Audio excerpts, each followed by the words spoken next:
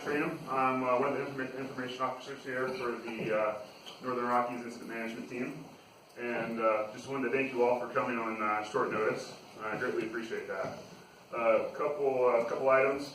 Fire guys, if you have radios, if you just turn them down for me, I greatly appreciate it. And I don't think this will be an issue, but cell phones, can you just turn them down? Yeah, so I think we're good. So, couple items. It'll be like the last meeting for those of you that were there. We'll have some presenters. They'll get up and speak and go through their presentation, and then we'll open it to questions at the end. So if we can just save all the questions till the end, it'll move along a lot smoother, and I greatly appreciate it. So we'll go ahead and get started. We'll start with introductions. First we have Paul Roos, who is operations. Raleigh County Sheriff, Stephen Holton. Brad Bone, Raleigh County Fire Warden. And Eric Winters, Darby and Sula District Ranger. So with that, I'll go ahead and turn it over to Paul. Thanks, Matt. Okay, just want to kind of update everybody kind of on the progress. We've had a really smoky day today. It's been really kind of hard to see what's kind of going on. Over the last 24 hours or since we talked last, the fire has expanded. It is now 53,737 acres. Grew 16,000 acres yesterday alone. Primarily to the east, kind of moving that direction. Today was forecasted for some heavier northeast winds and northerly winds. They have been pretty light, pretty calm, but what that means is it's moving the fire kind of more towards the west. And it is beginning to kind of get close to our line here that we have, to where, we may need to do a little bit more. Currently, right now, we have a task force of equipment basically working their way up TP Point. They've kind of come around the corner here and they're working their way up. They just got started on that this morning. We've kind of moved this line due to the fact that, potential fire progression and just trying to stay ahead of the power curve as the fire begins to kind of work its way, back in this direction over the course of the next month to maybe month and a half. So, down here around Springer Memorial and Bonanza, we have Little East Fork Road has been prepped and is good to go. There's hand line coming up and machinery is working their way. Just kind of below McCart, they should be hitting that hopefully today.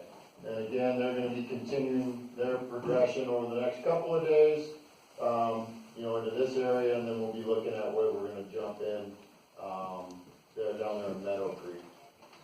As you're all well aware, interior, we've been working, setting up pumps, setting up sprinklers, hitting kind of some of the priority areas if we need to, getting those wet down and running some dozer line in and around in a few critical spots just to kind of give us some room to work. Now, those of you that may be on the interior might be thinking, you haven't been forgot about. Plan is that, have engines rolling in there on that and moving around in the event, we were to need to do that. Right now, I'm not really seeing that, but the fire is kind of progressing in this direction, and so we may have to take some additional actions. As well as, with that northeast wind, and it's hard to tell what happened today. I've tried to get online, look at satellite, tried to look at, a lot of different images to get a picture of what's really going on, and we can't fly. These guys have good clean air over here, and they can only make it down around to this area before they got socked out with all the smoke. So with that, we're predicting the fire kind of moving this way with the northeast winds kind of coming in here, and then slowly again beginning to progress kind of this way as things switch. Probably today's Monday, tomorrow we have another kind of weird wind. That's going to be, I think, going to be coming kind of more out of the north, and then we're going to get back to our westerly trend. So you guys are going to have to endure at least one more day of smoke, unfortunately, and then hopefully it'll start clearing up a little bit. So as soon as we get an opportunity, we're going to utilize the helicopter that we have, get up, take a look at things, and see what's going on. Also in the morning, we've been flying the what we call infrared flights to give us the perimeter. We'll be looking heavy at those first thing in the morning and to see where things have kind of moved. It'll be more like around 9 o'clock before we get all that kind of information brought up and pulled together. So kind of as we planned, a couple of changes. This line here, we've just kind of moved it up and over. Going to kind of bring it into this area off of the 57, 58 road. Kind of tie it into there and then wait to see how the progression kind of comes. And then I think we're well underway getting to this point and then coming down and around as the fire kind of progresses and trying to stay ahead of things. So obviously looking at this subdivision as well in there. So this will kind of be changing over the course of the next few days on the maps and stuff. So if you guys look at those. McCart, it's been all wrapped. I just heard on the radio that's been done. Sprinkler show is up there and is ready to go. And as far as resources, if you can remember, I think it was about 290 some. We bumped up to 334.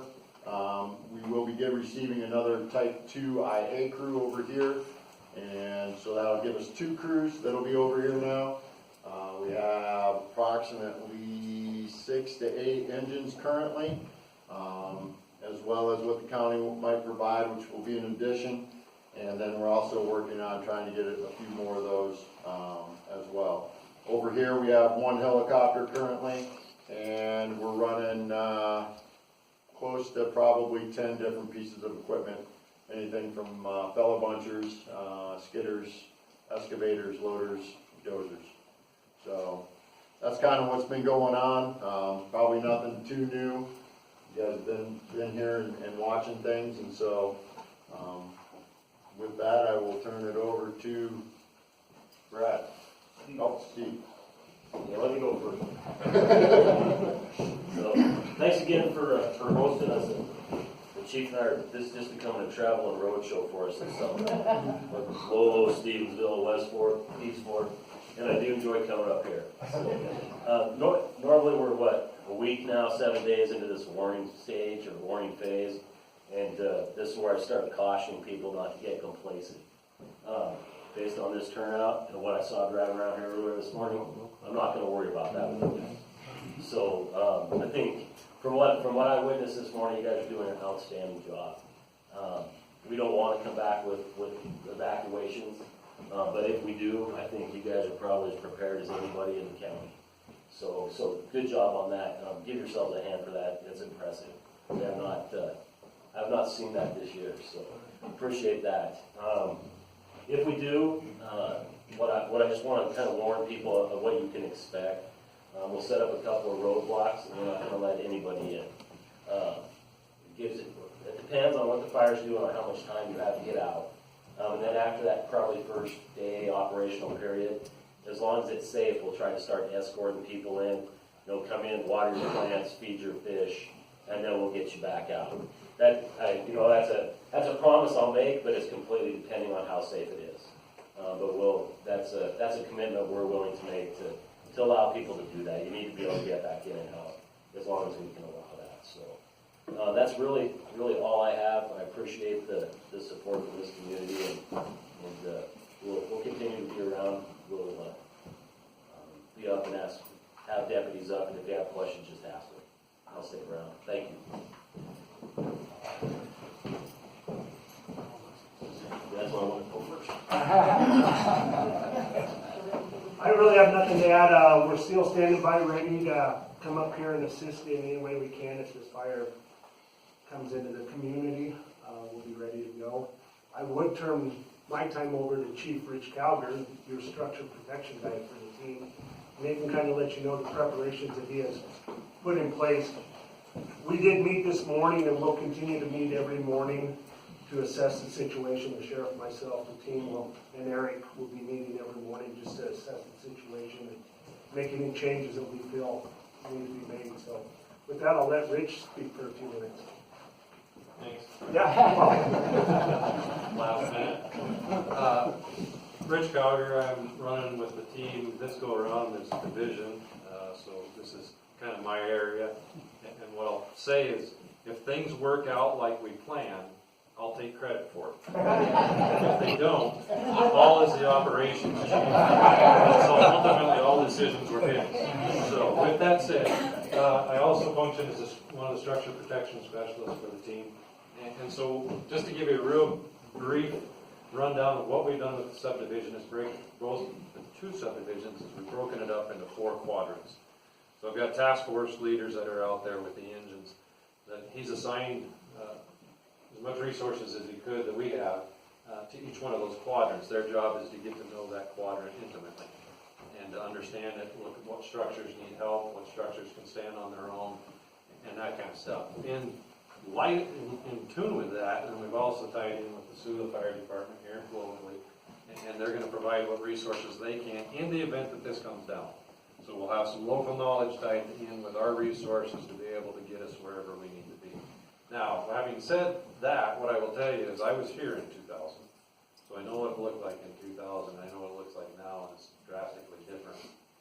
Good job. The thinning processes that you guys have done and the work that's gone on throughout the community in that time frame really is going to make a difference in what this fire does. Even if it comes in off the hills, what we can anticipate probably is that once it comes down, because we don't have the sustainability of the crown runs to the community, it's going to drop to the ground. And we can deal with a ground fire a whole lot better than what we can running ground fire. And so with that, like Brad, or that's been brought up a little bit, is our plan is to stay mobile. So that's why you're not seeing sprinkler systems on every home. We've put the sprinkling systems on the outer line homes to where there's more of a threat in there. But our intent, and we've seen the water pumpkins around and everything like that, is for our engines to be able to stay mobile so they can hit the spot fires as they come out. And that's really the biggest threat to the subdivision. With that, and Brad mentioned it, is we're working with the county side of things to have a surge influx coming in, so up to probably 6 more engines, and in addition to what our 6 or 8, hopefully by the time we're done, and the 4 that we've got at least from Sula. That's quite a bit of rolling stock on the ground for the area that we have to cover, and we feel really confident that we'll be able to take care of everything. I'm a local fire chief, so what I'm always apt to tell people is there are worst case scenarios out there. Sometimes they happen. Sometimes there will be damage. We can't change that effect, but we're going to do everything we can and implement everything we can with time frame and the resources we can to try and minimize that. So with that said, if you've got any questions later on, you can tie in with me later and we're going to explain that more. But that's kind of the plan that we have in the works, and we actually think it's pretty good. Unless it doesn't work, and then talk to Paul.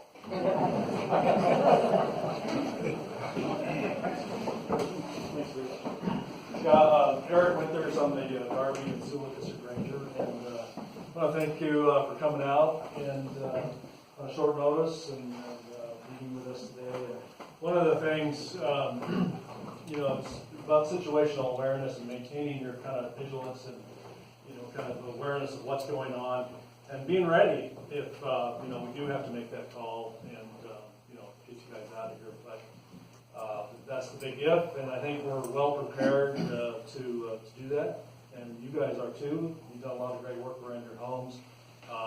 As we mentioned, it seems like it's very defensible. So things are going good. I appreciate your patience while we run around and do our thing and dig lines and all that kind of stuff. And thanks for kind of letting us in the community. So we'll be keeping you posted. I don't know how many meetings you want every couple of days. We can do that. That's kind of want to keep informed. You can stop and visit with Matt he'll be roaming around, and we'll have our information boards out there too. And just don't hesitate to come ask. But really feeling good about this, and as weather changes, I think we'll see what that brings. Again, thanks a lot, and I think at this point we're going to open up for questions, and Matt's going to field those, and we'll try to answer any questions you might have. Matt, what about drones? Observation drones. Okay, so just real quick, as we get into this question and answer portion, Well, if you could just raise your hand if you have a question, and I'll call you, and then I'll repeat the question, just to make sure everybody hears it.